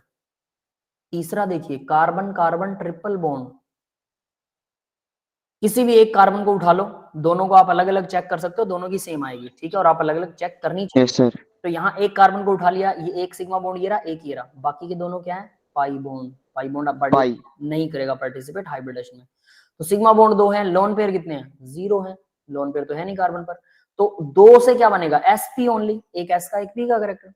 तो s का 50%, p का भी 50, क्यों, 2 से डिवाइड कर दो 100 को, 100/2, ईच 50%, दोनों का s कैरेक्टर आया 50%। तो हमारे पास s का भी 50% है, p का भी 50% है, तो s और p 50-50, तो यहाँ s कैरेक्टर हो गया 50%, वहां कितना था 33%, यहाँ कितना था 25, तो हाइब्रिडाइजेशन घटेगी, s कैरेक्टर बढ़ेगा। s कैरेक्टर क्या होता है भाई, कोई बताएगा, s स्फेरिकल होता है ना, shape of s character, s Yes, sir. Sphere के जैसी होती है, गोले जैसी। तो जो गोल है, जो चीज गोल है वो न्यूक्लियस के ज्यादा पास हो जाएगी ना, तो s कैरेक्टर जिसके पास ज्यादा है वो न्यूक्लियस के ज्यादा पास है, वो बॉन्ड दोनों न्यूक्लियस के ज्यादा पास है, उनका बॉन्ड डिस्टेंस कम है, उनका बॉन्ड लेंथ कम है। तो इसका मतलब s कैरेक्टर जिसमें ज्यादा होता है उसमें अट्रैक्ट करने की टेंडेंसी बढ़ जाती है इलेक्ट्रॉन्स को। जो इलेक्ट्रॉन को अट्रैक्ट करता है, इलेक्ट्रॉन विड्रॉइंग ग्रुप, यानी विड्रॉइंग टेंडेंसी बढ़ गई, नेगेटिव इंडक्टिव इफेक्ट बढ़ गया। जिसका एस कैरेक्टर ज्यादा, उसका इंडक्टिव इफेक्ट ज्यादा, इलेक्ट्रॉन को खींचने का इफेक्ट, क्योंकि वो एस है, सफियर जैसा ज्यादा है, इसलिए इलेक्ट्रॉन को ज्यादा पास लेके आने की कोशिश करेगा। That is why inductive effect बढ़ जाएगा, नेगेटिव वाला इंडक्टिव इफेक्ट। क्लियर है बेटा ये बात सबको? Yes, sir. यहाँ लिखा हुआ negative inductive effect also increases, वो उसका मतलब यही है कि नेगेटिव इंडक्टिव इफेक्ट बढ़ जाएगा और एस कैरेक्टर बढ़ेगा तो, ठीक है, तो ये वैसे वर्क करता है। अब ये चीज पहले याद कीजिए, बाद में आपको यहाँ इलिस्ट्रेशन अब दिखा रखा है, देखो NSP, NSP2, sp2 अगर किसी की हाइब्रिडाइजेशन है तो उसका कम हो जाएगा इंडक्टिव, sp3 है तो सबसे कम होगा। नीचे कार्बन के लिए दे रही है, और ये नाइट्रोजन है तीनों, नाइट्रोजन अगर sp2 है, sp है या sp3 है, उसके बेस पर उसका अट्रैक्टिंग टेंडेंसी कम ज्यादा हो जाएगा। कार्बन अगर sp, sp2, sp3 है, sp3 वाले की सबसे कम है, sp की सबसे ज्यादा है। क्या ज्यादा है, इंडक्टिव इफेक्ट, इलेक्ट्रॉन खींचने की टेंडेंसी ज्यादा है। क्लियर है सबको? ये ऑर्डर याद रहेगा ना, ठीक है। अच्छे से डिटेल के अंदर इसको याद करना, ये ध्यान रख लेना। अब देखो यहाँ आ गया, हेयर मैंने बोला था कार्बन के ऊपर पॉजिटिव चार्ज, मान लो कि यहाँ कार्बन पर पॉजिटिव चार्ज है, 4 वैलेंसी होती है ना कार्बन की, मैंने बना रखा है लेकिन ये अलग पेन से बना हुआ, चलो इसको साफ पेन से बना दो। कार्बन की वैलेंसी होती है 4, मैंने क्या किया, एक कार्बन की वैलेंसी कम कर दी, यहाँ पर सिर्फ 3 CH3 लगा दी, और यहाँ मान लो H लगा हुआ था, मैंने उस H को उड़ा दिया और वो हाइड्रोजन इलेक्ट्रॉन भी ले गया किसी भी तरह से, कुछ धक्का मुक्की करके जो भी, तो कार्बन पे आ गया पॉजिटिव चार्ज, ये बन गया carbocation, it is called carbocation.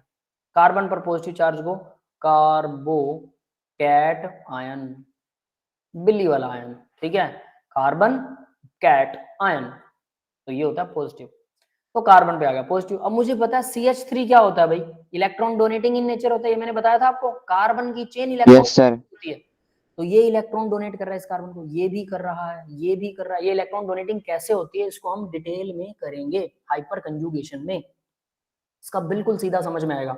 अभी के लिए सिर्फ एक चीज याद रख लो, कार्बन की चेन जहां पर भी लगी हो, CH3 लगाओ, CH2 लगाओ, पूरी चेन लगी हो तो वो इलेक्ट्रॉन डोनेटिंग होती है, उसके पास हाइड्रोजन होना चाहिए तब इलेक्ट्रॉन डोनेटिंग होती है, याद रखना, ठीक है। तो यहाँ कार्बोकैटायन, कार्बन के ऊपर पॉजिटिव चार्ज जब होता है, उसके चारों तरफ 3 कार्बन की चेन लगी हो तो वो उसके पॉजिटिव चार्ज को कम कर देता है, क्यों, क्योंकि उसे तीनों तरफ से इलेक्ट्रॉन मिल रहे हैं। तो CH3 के मुकाबले अगर मैं CH3 का 3 H लगे हुए हैं, इसका पॉजिटिव चार्ज बनाता हूं, इसकी बजाय ये वाला पॉजिटिव चार्ज ज्यादा स्टेबल है। यस, क्लियर है? Yes, sir. Yes sir. ठीक है, तो वो रीजन होता है। तो यहाँ कार्बोकैटायन है, CH3 पॉजिटिव, और ये CH3 अकेला CH3 है, तो ये वाला अनस्टेबल होगा पॉजिटिव चार्ज, ये वाला स्टेबल होगा, ठीक है। आगे बढ़ते हैं अब जरा, तो यहाँ देखो अब जरा, क्वेश्चन आता है what will be the direction of the inductive effect for the given compound. इस कंपाउंड के लिए पीछे भी डायरेक्शन पूछी थी उसने इंडक्टिव इफेक्ट की, तो ये देखो ये इलेक्ट्रॉन ऐसे डोनेट हो रहे हैं।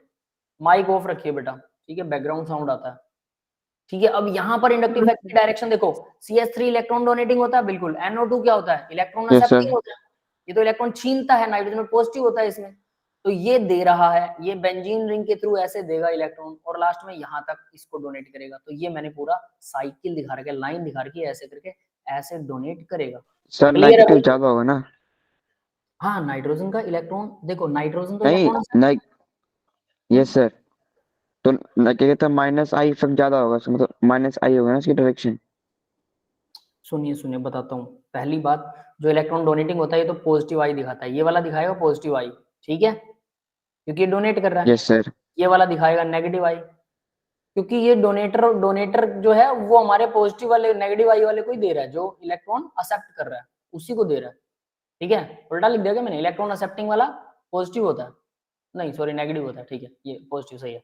तो देखो अब ये क्या हो रहा है, ये तो डोनेट कर रहा था और ये एक्सेप्ट कर रहा है, तो डोनेट और एक्सेप्ट वाले एक अलाइनमेंट में आ रहे, तो वो कह रहा है इलेक्ट्रॉन का फ्लो, इलेक्ट्रॉन का खिंचाव किस डायरेक्शन में होगा, क्वेश्चन इज दैट।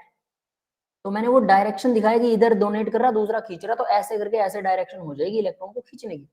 यहाँ पर कौन कितना दिखा रहा है that is not the matter, यहाँ मैटर है कि किस डायरेक्शन में इलेक्ट्रॉन्स जा रहे हैं, खिंचाव किस डायरेक्शन में।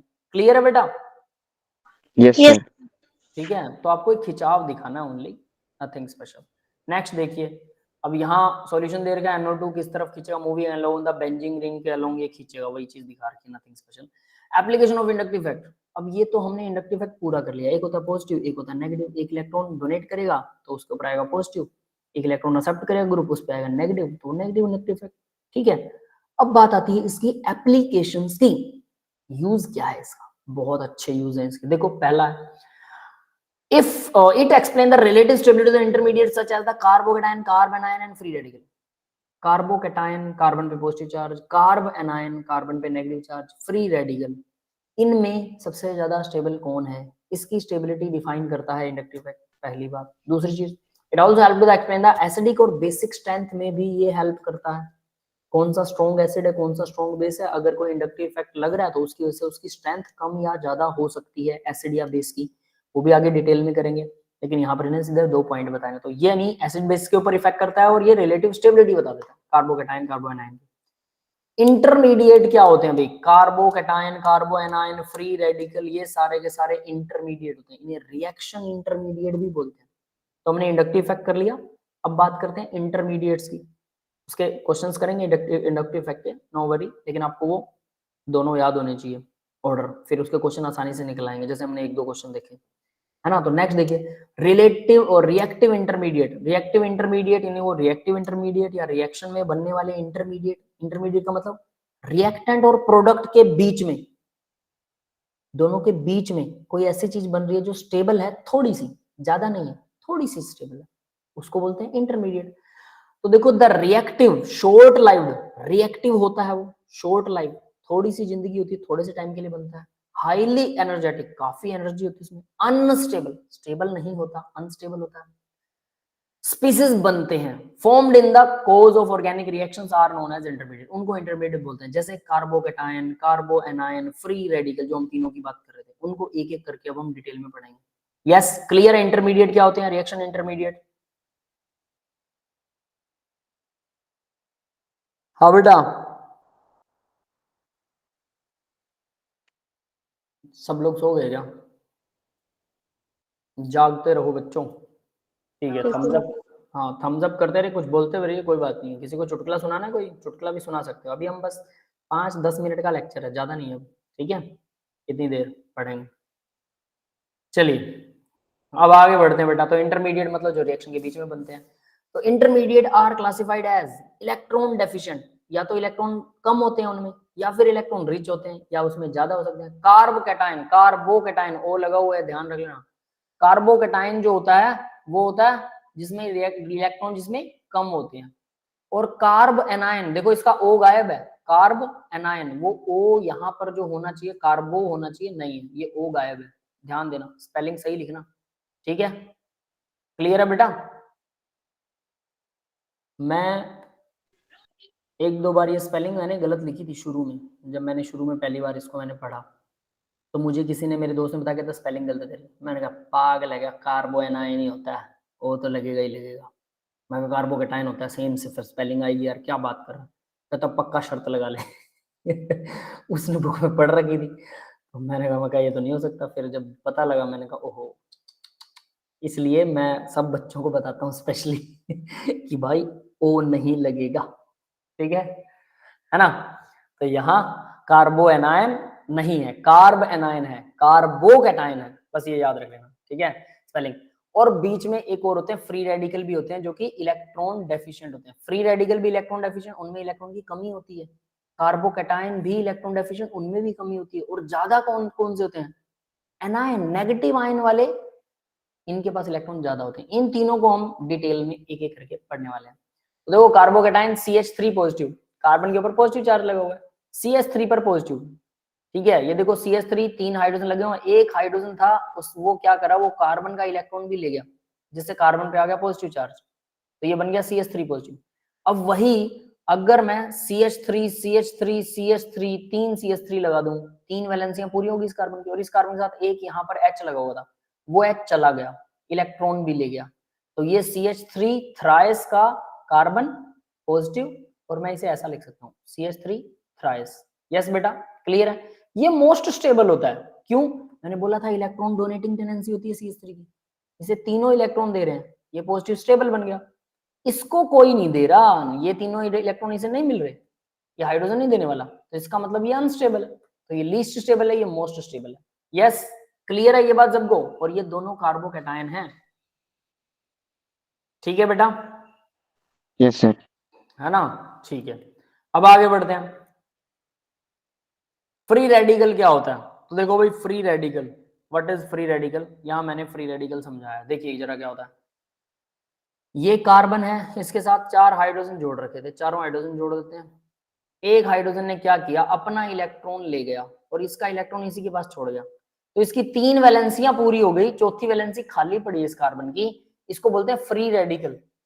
ये रेडिकल है, रेडिकल होता है बुरा आदमी, फ्री रेडिकल है, क्योंकि इसकी एक वैलेंसी खाली है, तो ये किसी न किसी के साथ रिएक्शन करना चाहेगा, चाहे कुछ हो जाए, ये रिएक्शन करके रहेगा, ठीक है। बट इस पे कोई चार्ज नहीं है, क्यों भाई, इसके पास 4 इलेक्ट्रॉन थे, 4 में से 3 ने शेयर करके बॉन्ड बना लिए, चौथा इलेक्ट्रॉन अभी इसके पास है, तो ना ये पॉजिटिव है ना ये नेगेटिव है, क्योंकि चौथा इलेक्ट्रॉन इसी के पास है।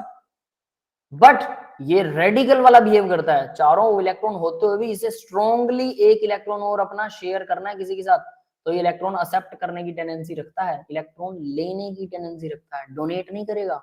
ये वाला इलेक्ट्रॉन डोनेट कर देगा तो पॉजिटिव आ जाएगा, अगर ले लेगा तो नेगेटिव आएगा भले ही।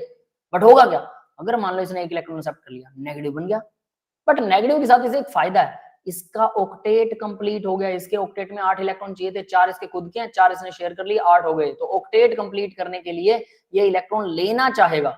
अगर डोनेट कर देगा, मान लो ये इलेक्ट्रॉन नहीं रहा, ये पॉजिटिव बन गया, तो ऑक्टेट कंप्लीट नहीं हुआ, ऊपर से पॉजिटिव भी आ गया, डबल डबल अनस्टेबिलिटी। बट अगर इलेक्ट्रॉन ले लेता है तो नेगेटिव चार्ज आएगा, भले ही नेगेटिव चार्ज रहेगा, बट ऑक्टेट तो कंप्लीट हो गया, एक तरफ से सेटिस्फाइड है, दूसरी तरफ से अनसेटिस्फाइड। इसलिए free radical electron accepting in nature होता है। ये कहानी सबको समझ में आई जो अभी अभी गाई है मैंने? जैसे सर ये बॉन्ड शेयर भी तो कर सकता है साथ में।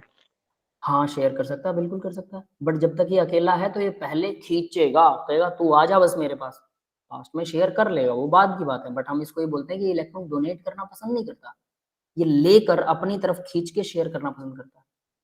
डोनेट करके शेयर नहीं करेगा, अपनी तरफ खींच के शेयर करेगा, इसलिए कहते हैं इलेक्ट्रॉन एक्सेप्टिंग इन नेचर होता है, डोनेटिंग नहीं होता। क्लियर है? Yes sir. तो free radical electron accepting in nature होता है भाई, CH3 का फ्री रेडिकल। और इनकी स्टेबिलिटी ऑर्डर देखिए, CH3 सबसे कम स्टेबल है, CH3 का फ्री रेडिकल, ठीक है। अगर इसके साथ एक CH3 और लगा दूं, CH2 CH3, और इस कार्बन पर फ्री रेडिकल है, तो ये इसको इलेक्ट्रॉन इधर से मिल रहे हैं, क्योंकि CH3 चेन क्या होती है, इलेक्ट्रॉन डोनेटिंग होती है, तो ये थोड़ा ज्यादा स्टेबल हो गया। अगर 2 CH3 ग्रुप लगा दूं तो ये थोड़ा और ज्यादा स्टेबल हो गया, और अगर 3 CH3 ग्रुप लगा दूं तो इसी कार्बोकेटाइन फ्री रेडिकल के साथ, तो ये सबसे ज्यादा स्टेबल। सेम एज जैसे कार्बोकेटाइन भी यही ऑर्डर दिखाता है, अगर ये कार्बन पे पॉजिटिव चार्ज होता है, ये भी इलेक्ट्रॉन एक्सेप्टिंग इन नेचर होता है, और इसका ऑर्डर भी सेम टू सेम है। कार्बोकैटायन और फ्री रेडिकल का ऑर्डर सेम है, दोनों के ऑर्डर आप लोगों को सेम यही याद करने हैं। इसी को बना लीजिए, 2 बार बनाइए, एक बार फ्री रेडिकल की फॉर्म में, एक बार पॉजिटिव चार्ज। पॉजिटिव चार्ज में जहां अकेला इलेक्ट्रॉन दिखा रखा है, एक वैलेंसी जहां कार्बन की खाली है, उसकी जगह पर क्या करोगे, एक वैलेंसी प्लस लगा देंगे सर, पॉजिटिव लगा दो बस, प्लस। है ना, प्लस का साइन लगेगा, इलेक्ट्रॉन नहीं दिखाई देगा, दैट इज इट। ये स्टेबिलिटी ऑर्डर है और ये ऑर्डर आपको याद रखना है दोनों का। अब कार्ब एनायन की बात करते हैं, ओ नहीं लगेगा इसमें। कार्ब एनायन क्या होता है, नेगेटिव चार्ज, यानी कि कार्बन ने एक इलेक्ट्रॉन एक्सेप्ट कर लिया, एक तो इसका खुद का है, ये रहा, ये फ्री रेडिकल था, और फ्री रेडिकल इलेक्ट्रॉन एक्सेप्टिंग होता है। तो मान लो कोई आया और इसको अपना इलेक्ट्रॉन देके चला गया, बहुत अच्छी बात है।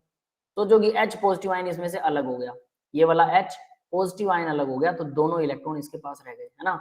ऐसा कुछ करके मैंने शो कर रखा है कि दोनों इलेक्ट्रॉन, ये कार्बन के साथ बॉन्ड था हाइड्रोजन का, हाइड्रोजन अकेला अलग हो गया, और दोनों इलेक्ट्रॉन, जो हाइड्रोजन वाला था वो भी इसके पास है, कार्बन वाला भी इसके पास है। तो ये क्या बन गया, ये बन गया कार्ब एनायन।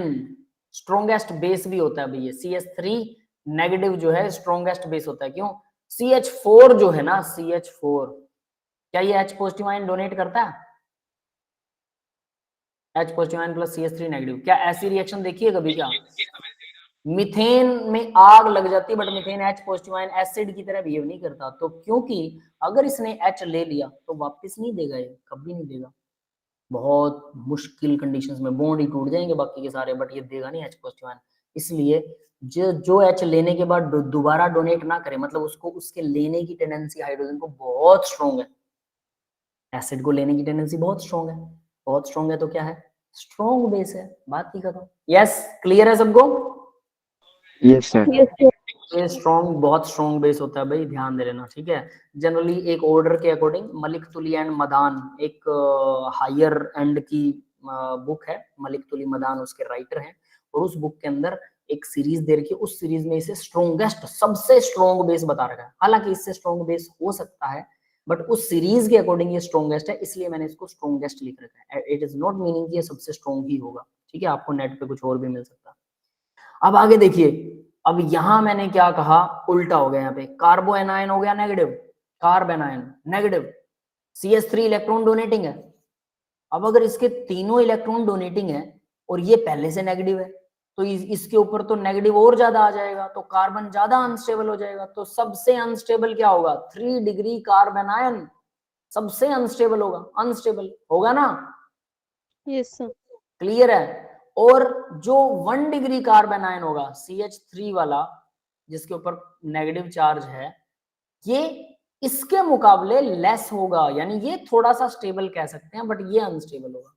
क्यों, क्योंकि इसको 3 इलेक्ट्रॉन डोनेटिंग ग्रुप बैठे हैं, उल्टा इफेक्ट हो जाएगा। तो इसका इफेक्ट भी आप लिख सकते हो आसानी से कि कौन सा सीरीज कम होगी, कौन सा ज्यादा। अब देखो भाई, न्यूक्लियोफाइल न्यूक्लियस को लाइक करने वाला कौन सा होता है, न्यूक्लियस को लाइक करने वाला जिसपे पॉजिटिव चार्ज हो, पॉजिटिव चार्ज, न्यूक्लियो का मतलब पॉजिटिव, फाइल का मतलब होता है लाइक करना, जो पॉजिटिव चार्ज को लाइक करे। तो देखो ये है न्यूक्लियोफाइल, न्यूक्लियस को लाइक करने वाला, ठीक है, पॉजिटिव को लाइक करने वाला। यहां पर क्या होना चाहिए, ये खुद, ये क्या है, क्या ये न्यूक्लियोफाइल है, ये इलेक्ट्रोफाइल है, उल्टा मार्क कर रखा मैंने, गलत है, इलेक्ट्रोफाइल है भाई, ये न्यूक्लियोफाइल नहीं है, ठीक है, इसको याद कर लेना, ये गलत है। इलेक्ट्रोफाइल है ये, इलेक्ट्रॉन को लाइक करेगा ना। न्यूक्लियोफाइल क्या होता है, जिसपे पॉजिटिव चार्ज नहीं, जो पॉजिटिव को लाइक करे। इलेक्ट्रोफाइल इलेक्ट्रॉन्स को लाइक करने वाला। तो ये क्लोरीन पॉजिटिव चार्ज क्या करेगा, इलेक्ट्रॉन को लाइक करेगा। यस, क्लियर है बेटा? Yes sir. इलेक्ट्रोफाइल, न्यूक्लियोफाइल अब आपको समझ में आ गया होगा। न्यूक्लियोफाइल जो पॉजिटिव चार्ज को लाइक करे, फाइल का मतलब लाइक करना होता है, फिलिक का मतलब होता है लाइक करना, और न्यूक्लियोफाइल का मतलब न्यूक्लियस को लाइक करने वाला, मतलब पॉजिटिव चार्ज, न्यूक्लियस पे पॉजिटिव चार्ज होता है, और इलेक्ट्रोफाइल मतलब इलेक्ट्रॉन को लाइक करने वाला। तो जो नेगेटिव चार्ज को लाइक करे वो इलेक्ट्रोफाइल है। अब एक चीज क्वेश्चन आता है, बहुत बढ़िया क्वेश्चन है, लिख लेना नोटबुक पे, अगर जनरल एरो ऐसे ही करवा रहा हूँ, ठीक है, कहीं आगे आएगा तो वो भी बता दूंगा।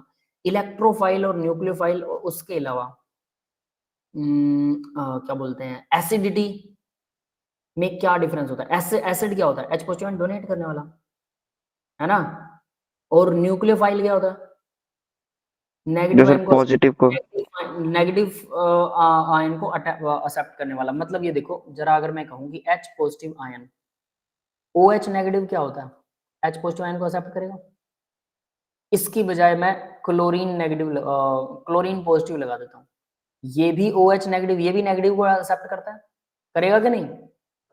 Yes sir. दोनों नेगेटिव को अट्रैक्ट करेंगे। तो जनरली हम कहते हैं कि which is good base and which is good electrophile. दोनों इलेक्ट्रोफाइल हैं। H पॉजिटिव आयन को अगर कोई एक्सेप्ट करता है ना, H पॉजिटिव आयन को, तो हम उसको बोलते हैं कि वो बेस है, क्योंकि वो H hydrogen positive ion acid को एक्सेप्ट कर रहा है। बट अगर कोई H पॉजिटिव आयन के अलावा किसी दूसरी पॉजिटिव चीज को एक्सेप्ट करने की टेंडेंसी रख रहा है, दूसरी को भी कर सकता है, तो दूसरी को कर रहा है तो हम उसको बोलते हैं ये क्या है, इलेक्ट्रोफाइल। समझ में आया? तो इलेक्ट्रोफाइल अच्छा है या बेस अच्छा है? This is a good base और गुड इलेक्ट्रोफाइल। अगर मैं इन दोनों से कंपेयर करवाऊं तो OH नेगेटिव आयन H को जल्दी एक्सेप्ट करेगा या Cl पॉजिटिव को जल्दी एक्सेप्ट करेगा? सोचो जरा, H2O बनाना पसंद करेगा ये, या फिर ये बनाना Yes, sir. पसंद करेगा क्लोरीन के साथ में ClOH? बताओ। चलिए H2 बना देगा जल्दी से, H2। वाटर को बनाना ज्यादा पॉसिबल करेगा, क्योंकि देखो जनरल रिएक्शंस जब हम देखते हैं तो वाटर को ये जल्दी बनाएगा एज कम्पेयर टू ClOH के। इसका मतलब क्या हुआ? इसका मतलब ये अच्छा बेस है, बट न्यूक्लियस को लाइक नहीं करता। Cl पर भी पॉजिटिव चार्ज था, न्यूक्लियस था, वो तो न्यूक्लियोफाइल अच्छा नहीं है, बट बेस अच्छा है। और न्यूक्लियोफाइल और बेस तो एक जैसी सी चीजें हैं, दोनों पॉजिटिव चार्ज को अट्रैक्ट करती हैं, बिल्कुल। लेकिन न्यूक्लियोफाइल वो है जो H को छोड़ के बाकी किसी पॉजिटिव को अट्रैक्ट करे, वो न्यूक्लियोफाइल अच्छा। और जो H को ज्यादा अट्रैक्ट करे और बाकी किसी पॉजिटिव चार्ज को अट्रैक्ट ना करे, H पॉजिटिव को ज्यादा करे, वो बेस अच्छा।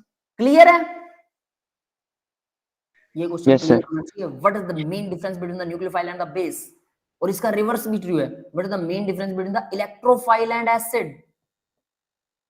एसिड अच्छा है या इलेक्ट्रोफाइल अच्छा है, वो भी डिफरेंस पता होना चाहिए, है ना। जो H पॉजिटिव आयन को डोनेट करने की टेंडेंसी ज्यादा रखता है वो एसिड अच्छा है, बजाय कि किसी दूसरे पॉजिटिव आयन को डोनेट करने की टेंडेंसी रखे, है ना। तो वैसे करके एक इंटरेस्टिंग सा क्वेश्चन बनता है, न्यूक्लियोफाइल और बेस अच्छा है, तो वो जरूर याद रखिएगा कि सिर्फ H के साथ अगर ट्रीटमेंट हो रहा है तो वो न्यूक्लियोफाइल या इलेक्ट्रोफाइल होगा, और अगर उसके अलावा कोई पॉजिटिव आयन है तो वो बेस अच्छा होगा, है ना, जो भी कह सकते हैं। या OH के साथ ट्रीटमेंट हो रहा है। Stability of electron deficient species directly proportional होती है electron donating group positive charge के।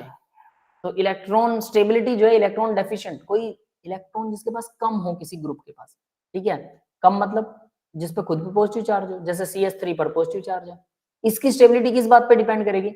इलेक्ट्रॉन डोनेटिंग ग्रुप कौन सा लग रहा है इस पे। इसके साथ मैं अगर CH3 की जगह पर मैं यहाँ CH3 की जगह सोचो CH2 और R लगा दूं, CH3 ग्रुप, तो ये तो इलेक्ट्रॉन डोनेटिंग हो गया। इलेक्ट्रॉन डोनेटिंग हो गया तो क्या मतलब, ये पहले से नेगेटिव बैठा है ना, तो ये नेगेटिव बैठा है और इलेक्ट्रॉन डोनेटिंग को पीछे से और इलेक्ट्रॉन मिल रहे हैं, ये लेना नहीं चाहेगा, तो ये अनस्टेबल हो जाएगा। तो स्टेबिलिटी किस पे डिपेंड करेगी? इलेक्ट्रॉन डोनेटिंग ग्रुप बैठा है, इलेक्ट्रॉन एक्सेप्टिंग ग्रुप बैठा है, उस पे डिपेंड करेगी स्टेबिलिटी। तो डायरेक्टली प्रोपोर्शनल है डोनेटिंग ग्रुप की स्टेबिलिटी की। ठीक है, क्लियर है भाई? Stability of electron rich species, electron जिनके पास ज्यादा है उनकी स्टेबिलिटी किस पे डिपेंड करती है? इलेक्ट्रॉन विड्रॉइंग पे।